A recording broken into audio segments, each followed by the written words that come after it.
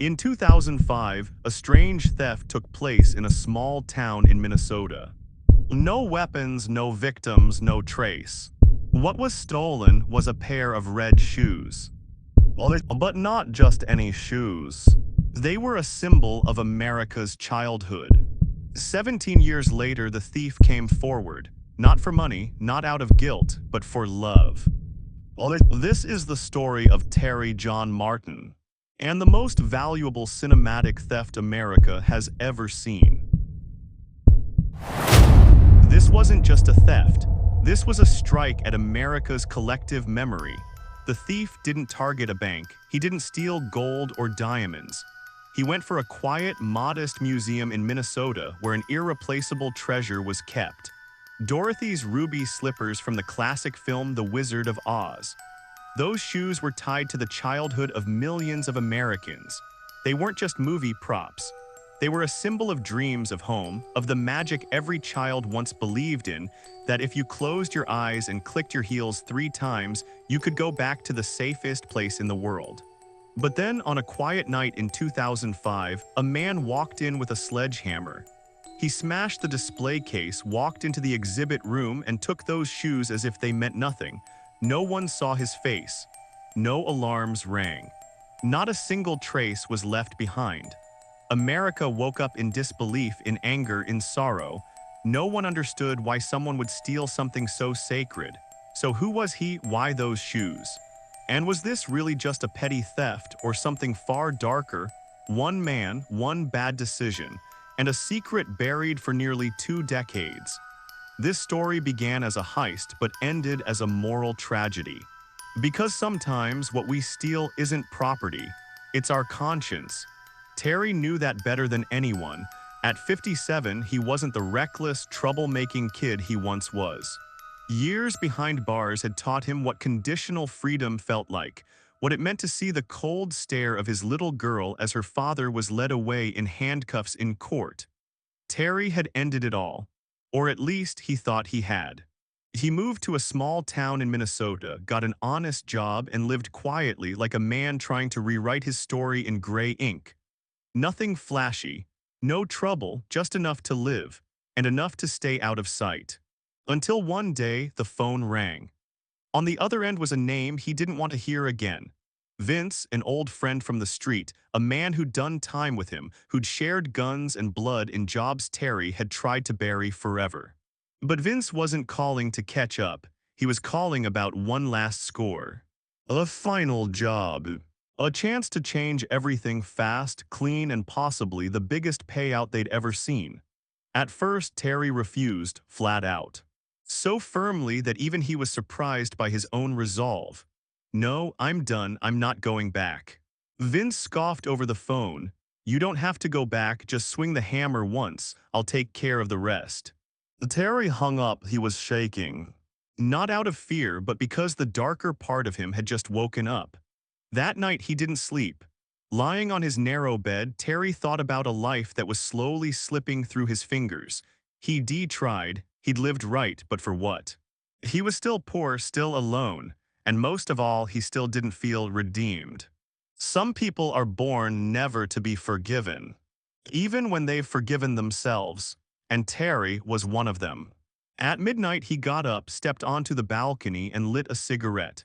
In the gray smoke, Vince's voice echoed in his head, just one last score. The next morning, Terry called back. All right, he said. His voice was low but firm. Give me the map and the hammers. None of them needed further explanation. No need to say the place, no need to agree on a plan.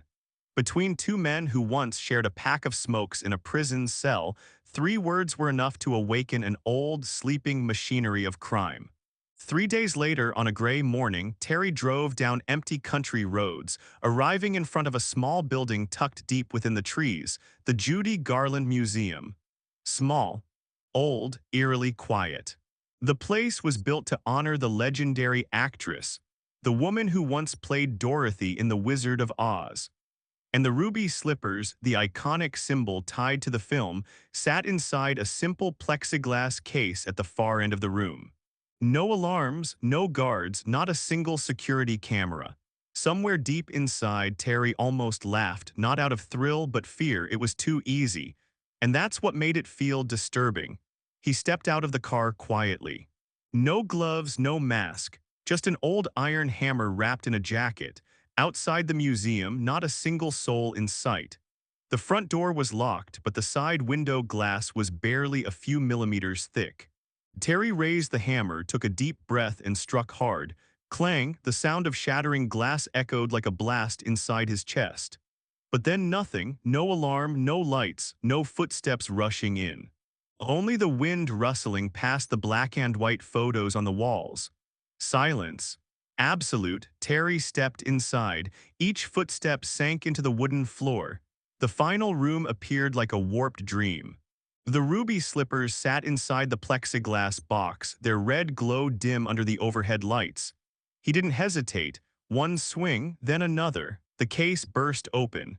Sequins flew like clots of dried blood. Terry bent down, grabbed the shoes, stuffed them into his bag. No checking, no second glance. Then he turned and walked out as quietly as he had walked in. No one saw, no one heard, no one knew. Behind him, only the cold floor remained and the childhood memory of a nation silently stolen. Terry drove home like a man already dead. No excitement, no trembling, no rush of triumph. Just a vague emptiness, as if even he didn't understand why he did it. He got home near noon. A small, unnoticed house in a quiet neighborhood, no one waiting at the door. Everything was too calm. In the sunlit room, Terry set the bag down and opened it. The shoes lay there, sparkling, radiant, full of promise. They were even more beautiful than he expected. So perfect, he didn't dare touch them right away. A part of him whispered, "I just brought home something worth $1 million." Terry knew nothing about movies. He'd never seen The Wizard of Oz, had never heard the name Judy Garland. Had no idea those shoes were a piece of irreplaceable American cinema history. To him, they were just a pair of shoes called Ruby. And Ruby, well, that had to mean gemstones. And gemstones surely meant money. Terry picked up the phone and called someone he knew, a guy who used to deal in stolen goods, fake antiques, watches, and jewelry. He showed up an hour later with a briefcase, a magnifying glass, and a mind full of schemes. He didn't speak for the first 2 minutes, just leaned in, examined, touched, flipped, shook. Then he chuckled. Terry frowned. "What?" The man looked at him, half pity, half amusement.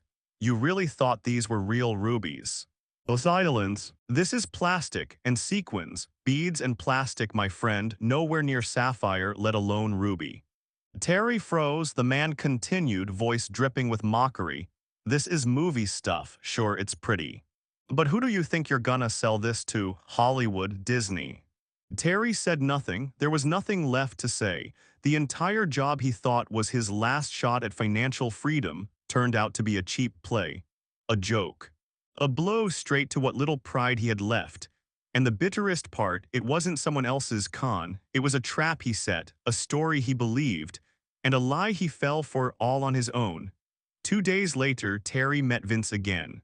The shoes were wrapped in a black trash bag. No explanation. "Take it," he said. "This thing ain't worth a damn." Vince just sat there silent, watching him walk away. And that was it. Terry vanished from the incident as if it never happened. No police, no warrant, no news reports. He thought he had left it all behind. But what he didn't know was that this theft had just begun to echo, an echo that would last for more than a decade. Florida. A retirement resort complex, where the final peaceful dreams of life are wrapped in watered-down cocktails and quiet afternoons by the pool watching clouds drift by. A place where no one talks about the FBI or theft or ruby slippers. But then one calm midday, between the gentle splashes of pool water and the breeze rustling through slender palm trees, two men met. One was a retired Secret Service agent named Mike. The other, a freelance attorney who had handled a few forgettable civil cases. They weren't close, just neighbors. But that day, the conversation veered off the usual course. Mike mentioned he once worked private security for Judy Garland's daughter, the actress who played Dorothy in The Wizard of Oz. It seemed like a casual detail, an old man flaunting fragments of glory from his youth. But the other man, the attorney, fell quiet for a long moment, then said something that made Mike forget how to breathe. "I think I know who has the ruby slippers." Silence. Mike set his drink down. The pool shimmered with sunlight, but between the two of them the air suddenly turned cold, like someone had sucked the oxygen right out of it. The lawyer didn't say much. No names. Just hinted that someone knew someone who'd heard from someone who once had them. It was vague, but enough to spark a hunger. A hunter's instinct Mike thought he'd buried back in the White House security briefing rooms 20 years ago. Then came another line, this time not a suggestion but bait. The insurance company back then put up a $200,000 reward for real leads. Mike sat up straighter, the nostalgia was gone from his eyes. So only math and opportunity remained. 200 grand for one phone call. The lawyer smirked. "Yes, but we're not calling yet, we negotiate." That was the moment the game changed color. From a whisper by the pool to a full-blown federal extortion plot. From an old buried story to a new reason for the FBI to reopen the case file. Mike and the attorney thought they were seeking justice. But in truth, they were stepping onto the same path Terry once chose. Only difference, Terry used a hammer. They used a phone. And on the other end of that line were people who wouldn't be fooled again. Mike called the insurance company's field office. His voice was steady and clear, each word rehearsed like a script. "I have a lead on the ruby slippers stolen in 2005. 3 seconds of silence. Then a measured, professional voice replied, "We're very interested. And yes, the $200,000 reward is still active." Mike nodded, though no one could see it. But when the call ended, both he and the lawyer beside him knew. They weren't stopping at 200 grand. They wanted more. They wanted a price worthy of the conditional silence they were offering. The next day, Mike called again, this time not to share information, but to negotiate, to demand. "What we have is worth far more than 200,000. We want a number more reasonable." And that was the moment they slipped across the thin line between informant and extortionist. No one said it out loud. No one yelled extortion over the phone. But the insurance company, well-versed in sophisticated frauds, didn't bite quietly. They called the FBI. Within 48 hours, a special operation was launched. Internal codename. Operation Ruby Red. No drama, no rushing. Just a few quiet meetings, a case file growing fatter each day, and a playbook drawn from the oldest pages in the Bureau's handbook. Bait, entrap, lock. An undercover agent was assigned. Fake identity, fake voice, fake record, but the goal was real. Approach Mike and the lawyer, record them, get their statement, and lead them to the shoes. And they did. No one knows exactly where the meetings happened, a cafe, a car, or a parking lot near the pool. But what came next, the FBI captured it all. Images, audio, and that final nod. When Mike unwittingly confirmed the information was not being offered as a civic duty, but for cash. The trap was sprung. And on a quiet morning in mid-2018, the FBI raided a discreet location in Minneapolis, pinpointed as the hiding place of the stolen slippers. No gunfire, no resistance. Just a plain box opened in silence and the legendary red shoes sparkling beneath a thin layer of dust. 13 years after vanishing, the ruby slippers came home. The FBI held a press conference. The nation was stunned. The news spread, people clapped, cheered, even wept. But beneath the flashbulbs and bold declarations, one question remained unanswered. Who stole them in the first place? Because though the shoes were found, Terry's name was still nowhere. Never investigated, still living like a ghost beyond the reach of justice. At least for now. 2021, Terry was 74, confined to a wheelchair, short of breath every time the cold rolled in. The small apartment he lived in smelled of mildew and oldness, like everything inside it was just waiting for someone to leave for good. He had no one left. Vince, the old friend, had vanished. Family fractured since a decade ago. Terry survived on welfare. Occasionally, a neighbor would stop by with some hot soup in exchange for a few muddled stories. His life now boiled down to two things: silence and a woman. Her name was Lila, an immigrant South American roots. She worked as an in-home healthcare aide, came by every few days to check his blood pressure, inject insulin, change dressings. Then one day she stayed a bit longer, and the next day longer still. She brought coffee, then bread. She smiled. She touched his hand just a bit too long. To someone else it might have just been kindness. But to Terry, it was the closest he'd felt to being alive in years. They didn't have love, they had need. And sometimes that's even stronger than love. Until one morning Leela cried, a letter from immigration. Her visa was about to expire. Renewal had been denied. In 6 weeks she would be deported from the U.S. Terry said nothing. He just sat there holding her hand. That night, for the first time in years, he didn't sleep. Not because of pain. Not because of shortness of breath, but because of memories. He thought about the shoes, the theft, what the FBI had said, the name no one ever mentioned, his own. And then he thought of a crazy idea: if I speak up, could it help her stay? If I confess, could I trade that for some compassion? I'm old now, that's fine, but she hasn't lived yet. The next morning, Terry picked up the phone. He called the regional FBI office. His voice was hoarse and shaky, not from fear, but because, for the first time in his life, he was stepping into the light on his own. I have information about the ruby slippers stolen in 2005, and I'm the one who took them. No one believed it. At first, they thought it was a prank call. An old man confused, a fraud, but then someone came. Then they cross-checked his statement. Then compared it to old evidence, timelines, sketches, maps, and everything matched. The thief from back then wasn't a ghost anymore. He had a name, an address, a confession. Only one thing remained unclear to the FBI: why confess after nearly 17 years of silence? Terry didn't answer. He simply looked at the small photo of Layla on his table and gave a slight nod. And for the first time in his life, he felt like he wasn't running anymore. The next day they came, 3 agents, white shirts. Calm, like they'd heard this kind of confession hundreds of times. But when they entered Terry's small apartment, the first thing they saw wasn't a thief. It was an old man trembling as he buttoned his shirt, trying to look presentable. No interrogation, no hidden recorder. Terry told everything, every detail, every street, every hammer swing. Every second he stood before those ruby slippers like a fool, mapping out a wrong turn for the rest of his life. He didn't cry, but his voice was cracked, as if something had been stuck deep in his throat for years. I didn't know. I thought they were real rubies. I thought I could trade them for a new life. But all I did was extend the old one by almost 2 decades.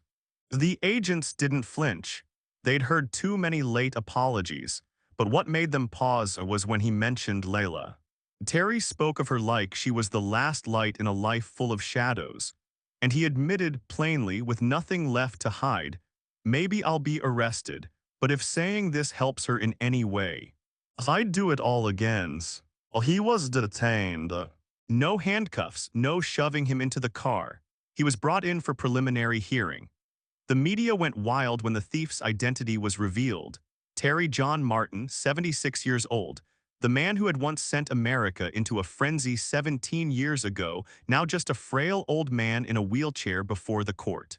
And then all eyes turned to one question: would he be prosecuted? Everyone assumed that after all this time, the statute of limitations had run out. But then a twist. The clock didn't start ticking at the time of the theft, but from the moment the evidence was recovered. And the shoes had only been found 3 years prior. Terry was stunned. He thought he'd stepped into the light to save someone. But that same light now illuminated every mistake he'd tried to bury in silence. The prosecutor moved to indict.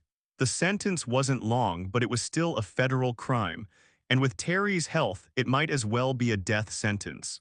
In court, when asked if he had anything to say before sentencing, Terry simply said, "I didn't do it because I'm innocent. I did it because finally I wanted to be right." The courtroom fell silent. A man once a thief of America's childhood, now reduced to a flickering heart, trying to hold onto the one woman who had ever called him anything kind. No one knew if his confession would help Leela. But one thing was certain.